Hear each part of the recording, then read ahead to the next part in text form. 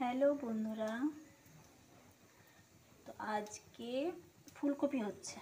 তো এখানে ফুলকপি আমি আগে কে ফুলকপি তোমরা তেলে মারো আর কে কারা কারা ফুলকপি সিদ্ধ প্রসেসে আমার মতো করো। আমি কিন্তু ফুলকপিটাকে আগে একটু জলে হালকা করে লবণ হলুদ দিয়ে একটু ভাপিয়ে জলটা গেলে ফেলে ছেঁকে রেখেছি। আর এখানে মাছ ভাজা রয়েছে, আর আলুটাকে একটু তেলে মেরে নিচ্ছি। তো আমার এক সিস্টার আমাকে বললো যে দিদি তুমি বাঁধাকপি দেখিয়েছো কিন্তু ফুলকপিটা দেখাওনি, তাহলে কি তুমি ফুলকপি রান্না করো না? হ্যাঁ সিস্টার, রান্না তো অবশ্যই করি। তো দেখো, তোমাদের ফুলকপি তো কমন একটা রান্না, তো আজকে এটাই তোমাদের সঙ্গে শেয়ার করছি। তো আলুটা একটু কষিয়ে নিতে হবে। আর কয়েকদিন আমি লিড দিতে পারিনি, তোমরা চেয়েছো আমি লিড দিই, তো ঠিক আছে, এবার থেকে আমি লিপসিংই বলবো আর গানের সঙ্গে কম করব।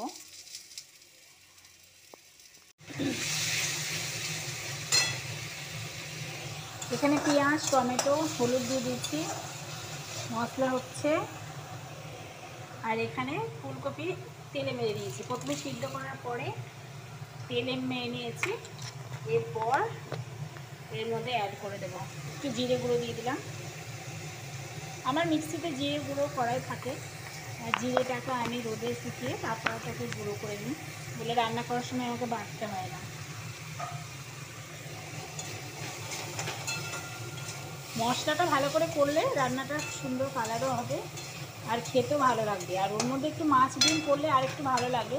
নিরামিষ তো নিরামিষ, কিন্তু আমিষের দিন যেদিন আমরা আমিষ খাই সেদিনকে মাছ তো লাগবেই, নাহলে ভালোই লাগবে না। নিরামিষের দিন কিন্তু অটোমেটিক মন বুঝে যায় যে আজকে নিরামিষ, এটাই চলে যাবে। তো এইভাবে করতে হবে। তারপরে এর মধ্যে জল অ্যাড করে সব কিছু অ্যাড করে দেবে, জল দিবে, ব্যাস রেডি। এবার দেখে নিই যে ফুলকপির ঝোলটা কতটা হলো। দেখো, বাহ খুব সুন্দর হয়েছে। আমি তো ভাবতেই পারি না আমার রান্না অটোমেটিক এত সুন্দর হয়ে যায়। তোমাদের সঙ্গে শেয়ার করলে রান্না সত্যিই খুব সুন্দর হয়ে যায়, জানো বন্ধুরা। তো দেখো, ফুলকপি মাছ আলু দিয়ে ঝোল।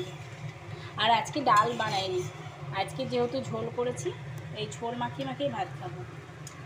তো এটা ফুলকপির ঝোল, দেখো কত সুন্দর এসছে, কালারটাও ভালো এসেছে।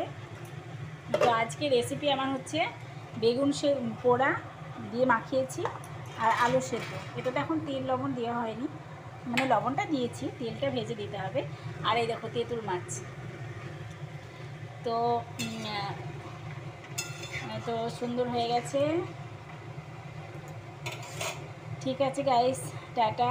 আর আমাকে একজন বলেছো যে আমার তো কোনো কাজ নেই বাড়িতে, তো সত্যিই তো আমার কোনো কাজ নেই গো, শুধু রান্না করি আর ছাড়ি, কী করবো বলো।